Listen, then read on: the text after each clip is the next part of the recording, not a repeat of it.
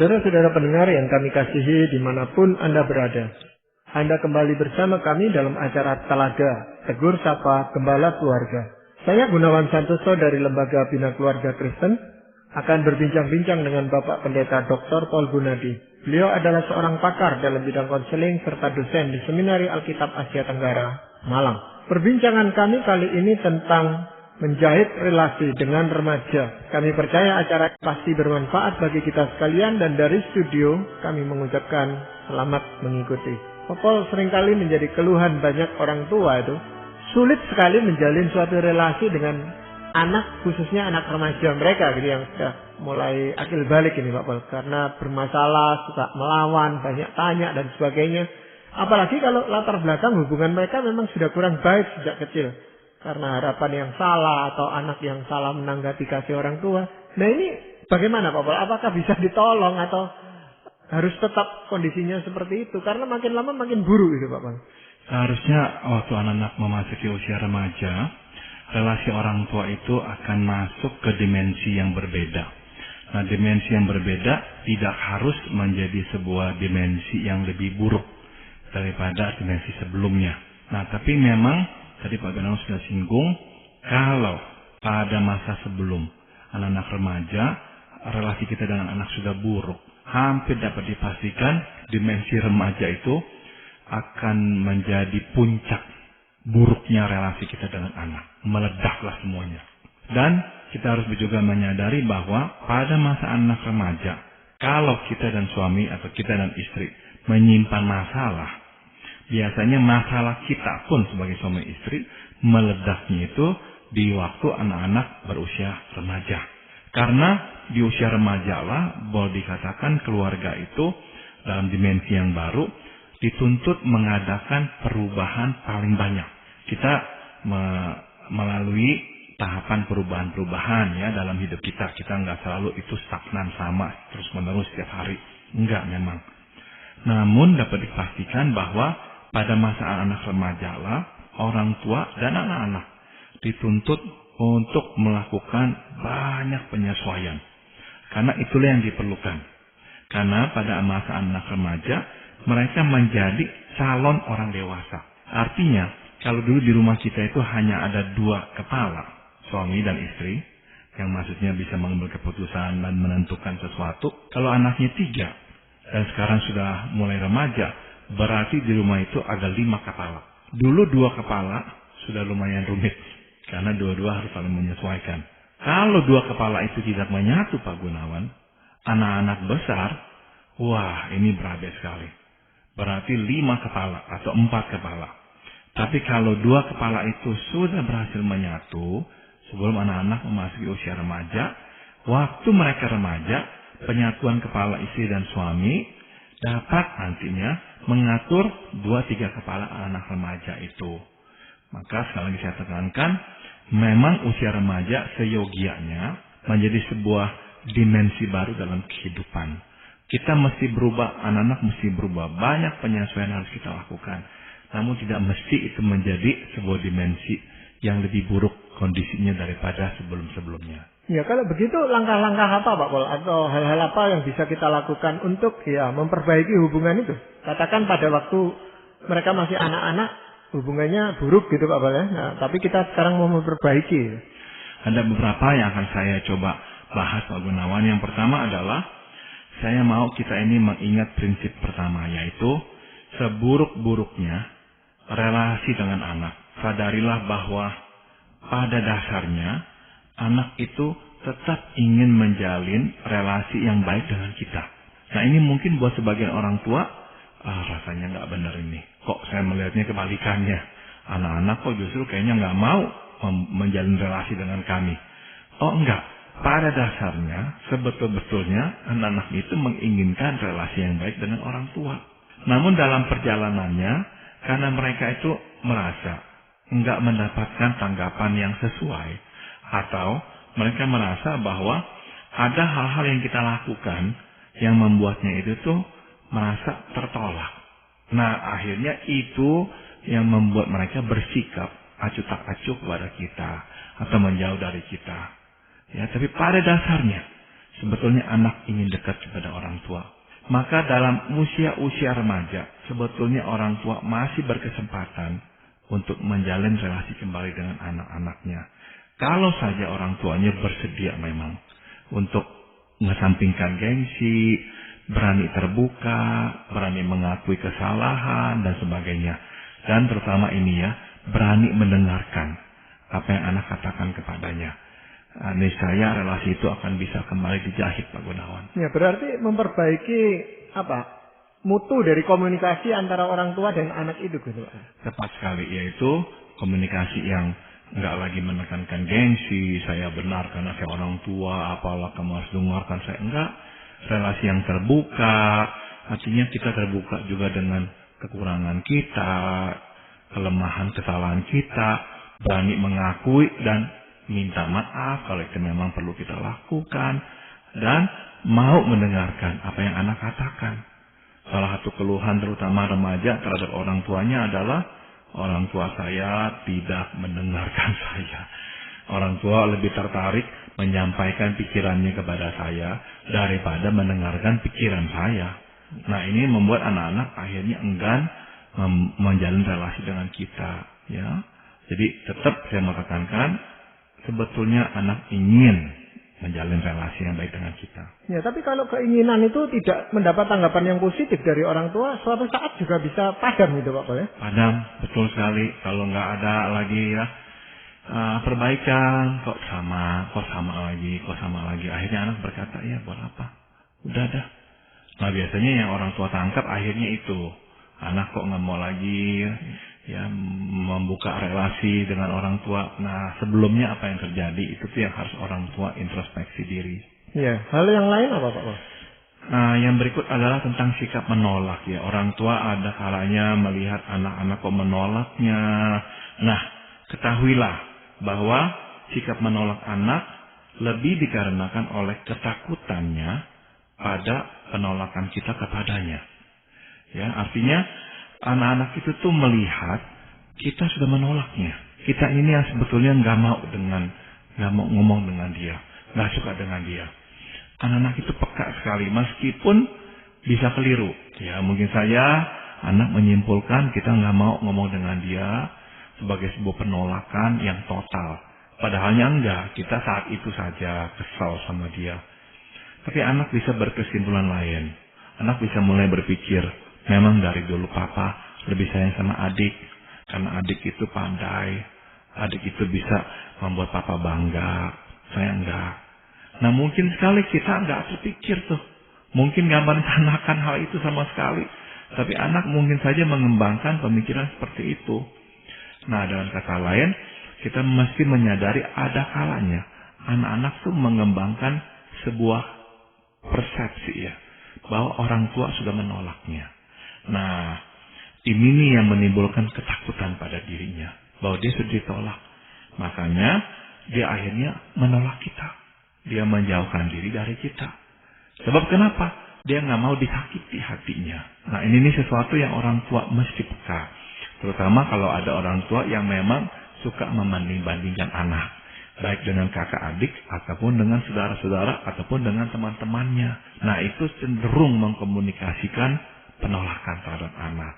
Sehingga anak akhirnya balas menolak orang tua. Engkau tak suka saya sebagai anakmu, ya udah, aku juga nggak harus kok menjadi anakmu. Nah, akhirnya relasi makin merenggang. Ya, dalam hal ini biasanya memang anak perempuan itu lebih peka daripada dibandingkan anak laki-laki. Tapi dalam soal keberanian, anak laki-laki lebih berani untuk menolak kembali orang tuanya dibanding anak perempuan. Nah, ini bagaimana, Pak? Itu tepat sekali, Pak Gunawan. Anak wanita umumnya nggak terlalu berani ya menyatakan sikap yang negatif terhadap orang tua. Anak laki lebih berani. Itu sebabnya umumnya di masa remaja konfrontasi frontal itu lebih sering terjadi antara orang tua dan anak laki-laki. Tapi kenyataan anak perempuan nggak berkonfrontasi secara frontal, itu nggak berarti dia itu tuh nggak menyimpan rasa tertolak. Bisa jadi justru dia yang lebih merasa tertolak. Misalkan berat tubuhnya lah ya, penampilan fisiknya lah. Nah, hati-hatilah dengan cara-cara kita ngomong, dengan cara-cara kita memberi komentar. Ada orang tua yang saking takut anaknya gemuk, setiap kali anak perempuannya makan diawasi dan dikomentari, jangan makan ini, ntar kamu gemuk, jangan makan ini, nanti kamu tambah gembrot, dan sebagainya. Nah itu kan mengkomunikasikan penolakan. Iya, hal lain lagi apa Pak? Yang berikut adalah pahamilah bahwa ketakutan utama remaja adalah bahwa di mata kita, orang tuanya, tidak ada yang baik pada dirinya. Nah, sebagian remaja memang berkeyakinan seperti ini Pak Gunawan. Ini menyedihkan, tapi ini fakta. Sebagian remaja itu tuh mempunyai persepsi ya, bahwa orang tua nggak pernah melihat ada yang baik pada dirinya. Ini sebuah ketakutan nih sebetulnya buat remaja, yang akhirnya melahirkan kemarahan. Mula-mula ketakutan, kok nggak ada yang baik pada diri saya. Kenapa? Sebab orang tua selalu kalau ngomong dengan nada negatif, nada mencela. Kalau ada yang positif nggak pernah dikomentari, kalau ada yang negatif selalu dikomentari. Akhirnya anak berpandangan, oh oke, orang tua memang nggak melihat ada yang baik dalam diri saya, semuanya buruk. Nah ini nih yang membuat anak-anak tadinya takut, akhirnya marah. Dan akhirnya apa yang mereka lakukan? Sebodoh amat dah.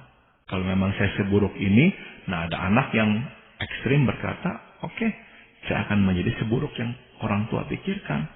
Atau ada anak berkebalikan, berkata, saya akan buktikan diri saya tidak seperti yang papa mama pikir. Nah, dia akan buktikan tapi dengan sikap melawan, memberontak. Apapun yang orang tuanya katakan, dia akan lawan. Seperti itu. Nah, yang berikutnya adalah, yang juga akan saya bahas adalah ini Pak Gunawan. Kita mesti menerima fakta bahwa sebaik-baiknya ya relasi kita dengan anak, pada masa remaja, teman menjadi orang yang penting dalam hidupnya. Namun itu tidak berarti bahwa kita tidak lagi berarti baginya. Nah, itu sebabnya sikap kita yang menolaknya sangat melukai hatinya. Kadang-kadang orang tua itu seperti berkompetisi dengan teman-teman anak-anaknya. Kenapa kamu kok sama teman begitu? Sama saya enggak. Kenapa kok sama teman selalu didahulukan, saya enggak? Iya memang pada masa remaja, teman menduduki porsi yang penting dalam hidupnya. Tapi ini yang perlu orang tua sadari. Itu enggak berarti orang tua enggak penting, tetap penting. Nah waktu orang tua itu memberikan pilihan atau ultimatum yang alternatif, pilih saya atau pilih teman, itu sangat menyulitkan anak dan menyedihkannya. Mereka pasti akan berkata, saya akan pilih dua-duanya. Orang tua penting, teman-teman pun penting. Nah, orang tua jadi mesti juga di sini sensitif ya. Biarkanlah anak-anak mengembangkan sosialisasinya. Kita tetap memberikan arahan ya. Kita perlu tetap memandunya. Tapi jangan berkompetisi dengan teman-temannya. Seolah kita lagi berbalapan mencari atau mau memenangkan trofi yaitu anak kita. Memang kadang-kadang orang tua merasa ada pembedaan gitu Pak Bal. Kalau mencari pendapat atau mencari nasihat bahkan itu pada temannya. Tapi kalau butuh uang lari ke orang tuanya. Jadi orang tuanya semacam hanya bendahara aja yang bayari dia terus gitu loh. Dan itu yang harus diantisipasi oleh orang tua. Bahwa pada masa-masa remaja memang anak-anak akan begitu. Tapi orang tua jangan menyimpulkannya, oh saya itu nggak penting lagi. Oh, saya itu tuh hanya menjadi objek pemanfaatan anak. Jangan. Ingat yang kita sudah bahas di sesi yang terdahulu bahwa ya konsep akan siapakah anak itu berpengaruh penting Pak Gunawan ya. Kalau kita memang udah terlibat dalam relasi untung rugi dengan anak ya, wah kita sering bereaksi dah. Kita marah pada anak-anak. Tapi kalau kita sadar ini proyek Tuhan, ya udah kita besarkan, kita jaga sebaik-baiknya. Ya, anak-anak remaja ya biasalah mulai dekat dengan teman, nggak terlalu mau lagi cerita sama kita, ya nggak apa-apa. Tapi kita tahu kita tetap berarti buat dia. Nanti mereka sudah melewati fase remaja, mereka akan kembali lagi menghargai kita. Iya, kadang-kadang ucapan kita atau kata-kata kita bahkan itu nasihat yang kita anggap sebagai nasihat, itu juga bisa memperburuk hubungan kita dengan anak remaja kita Pak Bos. Itu betul sekali Pak Gunawan. Nah, kita mesti menjaga ya kata-kata atau ucapan kita atau perlakuan kita.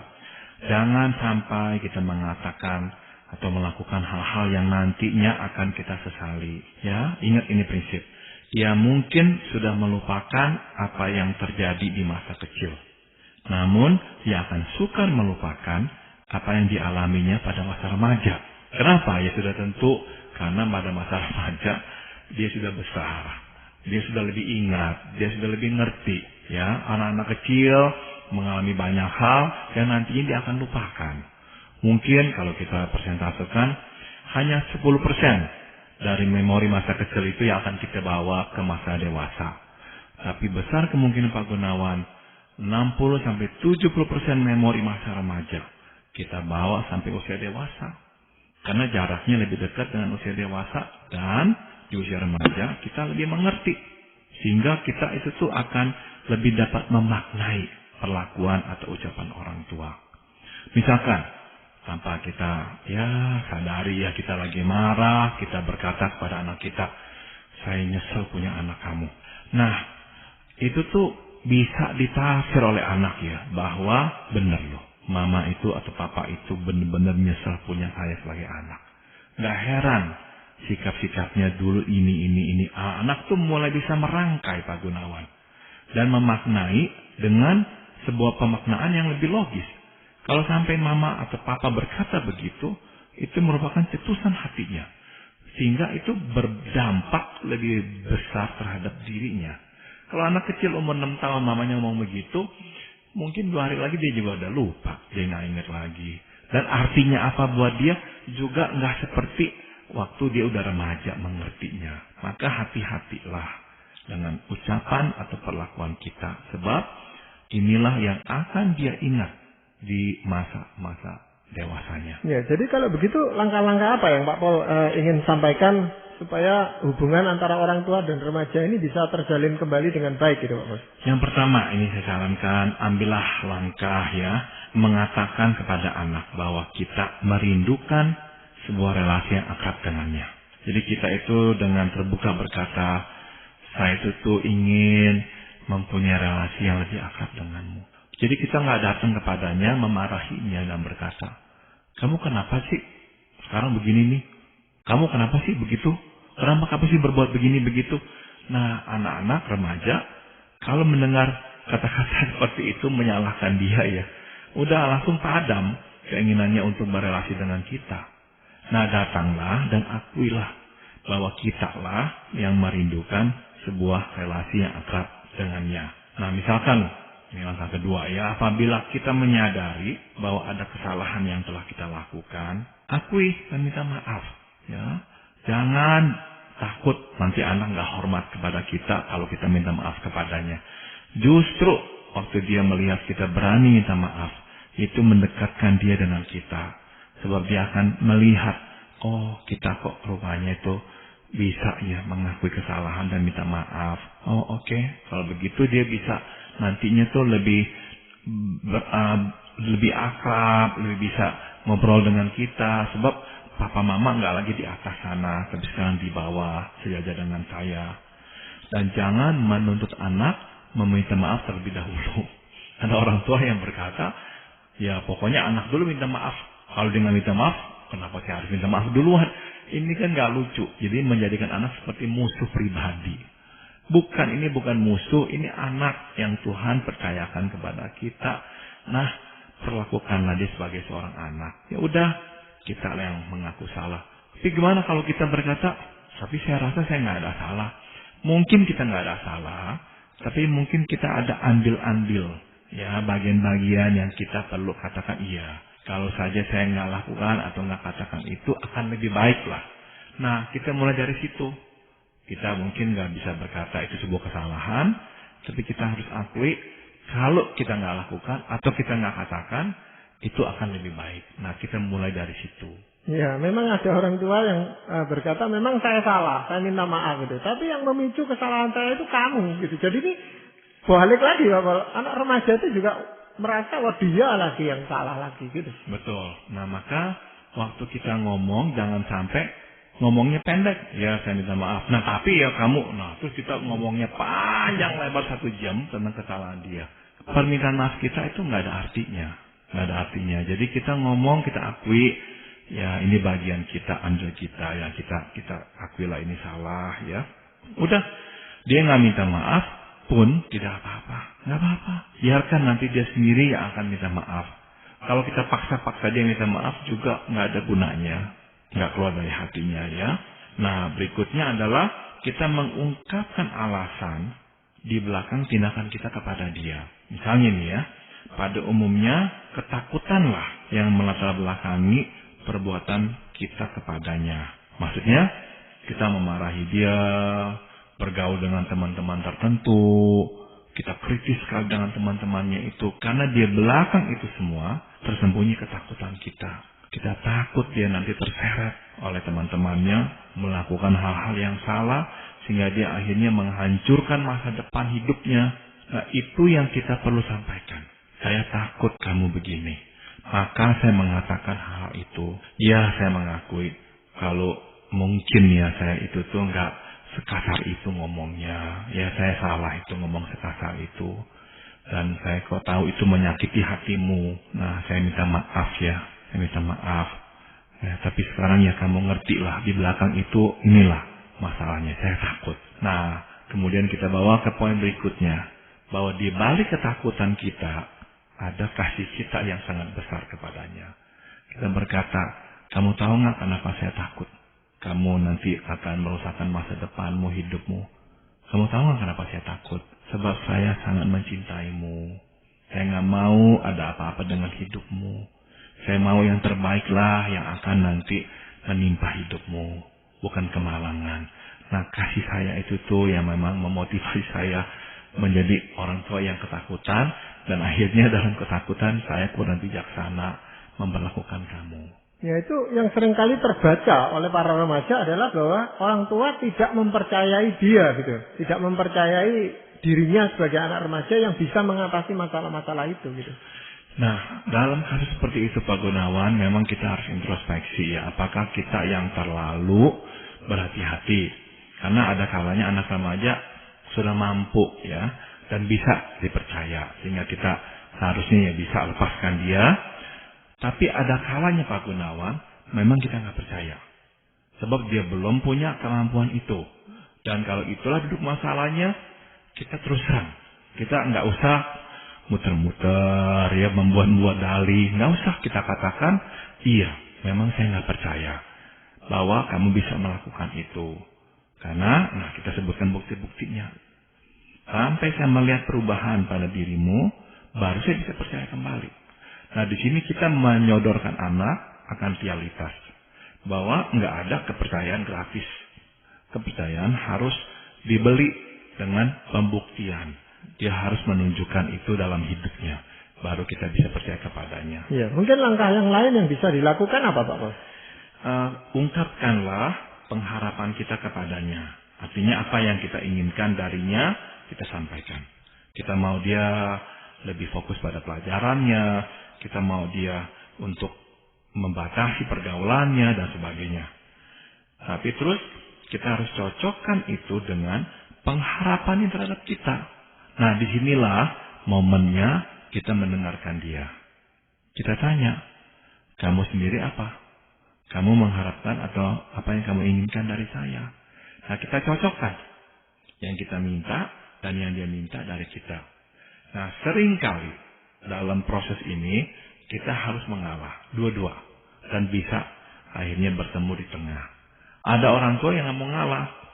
Nah, waktu orang tua nggak mau ngalah, anak nggak mau ngalah. Seringkali kalau orang tua berkata, oke, saya mau mengalah. Bagaimana kalau misalkan kamu daripada pulang jam 2, jam 3 pagi, oke, saya tunggu kamu sampai jam 12 malam. Kamu setuju nggak? Misalnya berkata, oke, jam 10 malam nggak bisa mah. Atau nggak bisa Pak. Masih banyak orang-orang saya nggak bisa tinggalkan. Nah, akhirnya kita ketemu di tengah. Ya. Nah, dan kata lain, kita mau membangun sebuah sistem Pak Gunawan. Ini yang pentingnya. Sehingga masalah yang kemudian timbul dapat diselesaikan dengan cara yang lebih sehat. Dengan kita mengajaknya berbicara seperti ini, kita sebetulnya itu membangun sebuah sistem. Sehingga lain kali anak tahu ada masalah, dia bisa ngomong dengan kita. Dan dia pun tahu kita bisa ngomong kepada dia. Nah, sistem ini nih yang kita mesti memang ciptakan dalam relasi dengan remaja. Ya, mungkin ada hal terakhir yang ingin Pak Paul sampaikan. Ini Pak Gunawan, kita katakan ya kepada anak kita bahwa kita baru mengerti apa itu kasih pada waktu pertama kali kita menggendongnya di tangan kita. Katakanlah bahwa sampai kapanpun dan dalam kondisi apapun, kita akan terus mengasihinya. Inilah janji yang kita buat di hadapan Tuhan, Pak Gunawan. Jadi itu semacam komitmen yang anak harus tahu gitu Pak Paul. Betul sekali Pak Gunawan. Jadi kita tekankan ini nih, kasih. Dan kita baru mengerti apa itu kasih. Suatu kita pertama kali menggendongnya di tangan kita. Kita baru merasakan luapan kasih yang begitu kuat. Ya, dan begitu kudus tuh pada anak. Nah, maka ini kasihlah yang tetap kita miliki sampai sekarang. Dan sampai kapanpun dan dalam kondisi apapun. Ya, dalam hal itu apakah kita bisa minta kepada anak remaja kita untuk juga membantu kita supaya kita tetap mengasihi dia gitu? Boleh kita katakan ya, kamu sudah tahu isi hati saya, ya kamu juga tolong ya, jaga relasi kasih ini. Karena kasih perlu dijaga, saling menghormati. Ada ayat firman Tuhan yang bisa menjadi pegangan bagi orang tua gitu Pak. Saya akan bacakan dari Amsal 29 ayat 17. Didiklah anakmu, maka ia akan memberikan ketentraman kepadamu dan mendatangkan sukacita kepadamu. Kalau saja kita bisa menjahit relasi itu, membangun sebuah sistem di mana anak dan kita bisa dan memberikan kita sukacita, sebab anak-anak akan bisa nanti bertumbuh besar sesuai dengan apa yang Tuhan tetapkan baginya. Ya, terima kasih Pak Paul untuk perbincangan ini, dan para pendengar sekalian, kami mengucapkan banyak terima kasih. Anda telah mengikuti perbincangan kami dengan Bapak Pendeta Dr. Paul Gunadi dalam acara Telaga, Tegur Sapa Gembala Keluarga. Kami baru saja berbincang-bincang tentang menjalin relasi dengan remaja. Bagi Anda yang berminat untuk mengetahui lebih lanjut mengenai acara ini, silakan menghubungi kami lewat surat. Alamatkan surat Anda ke Lembaga Bina Keluarga Kristen atau LBKK, Jalan Cimanuk 58, Malang. Anda juga dapat menggunakan email dengan alamat telaga@indo.net.id. Kami juga mengundang Anda mengunjungi situs kami di www.telaga.org. Saran-saran, pertanyaan, serta tanggapan Anda sangat kami nantikan. Akhirnya, dari studio kami mengucapkan terima kasih atas perhatian Anda dan sampai jumpa pada acara